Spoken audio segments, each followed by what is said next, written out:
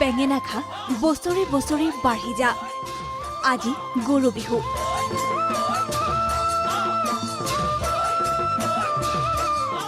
অসমীয়া সকলৰ কৃষি কাৰ্যৰ পথাৰৰ মূল চালিকা শক্তি গোধন সেই হেপাহৰ ৰঙালী বিহুৰ প্ৰথম পৰ্বই হ'ল এই গৰু বিহু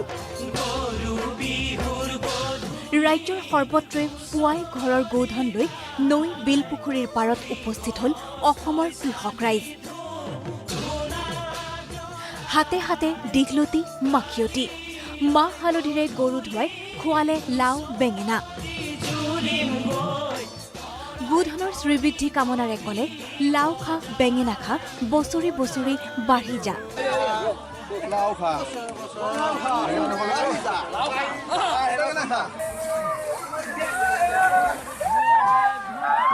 এয়া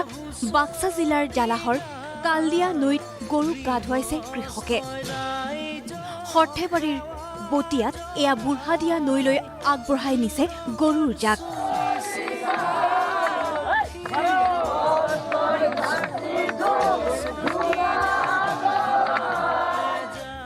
গোলাঘাটৰ যোগীবাৰী বিলত বিধায়ক মৃণাল শইকীয়াই ৰাইজৰ সৈতে পৰম্পৰাগতভাৱে পালন কৰিলে গৰু বিহু গৰু আমাৰ কাৰণে অতি অপৰিহাৰ্য এটা জন্তু ই আমাক গাখীৰ দিয়ে গোবৰ দিয়ে সেইকাৰণে গৰুক আচলতে সন্মানে ৰাখিব লাগে মৰম কৰি ৰাখিব লাগে তাক প্ৰতিপালন কৰিব লাগে আৰু পৰিয়ালৰ সদস্যৰ নিচিনা ব্যৱহাৰ কৰিব লাগে টিয়কত ৰাজহুৱাভাৱে গৰু বিহু পালনৰ পাছত ৰাইজে আয়োজন কৰে কণী যুঁজ আৰু চকুত কাপোৰ বান্ধি টেকেলি ভঙা প্ৰতিযোগিতা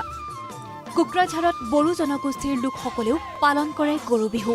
এয়া কোকৰাঝাৰ চহৰৰ কাষৰে হালুৱাদল গাঁৱৰ দৃশ্য উত্তৰ গুৱাহাটীৰ আমিন গাঁৱতো উলহ মালহেৰে পালন কৰা হয় গৰু বিহু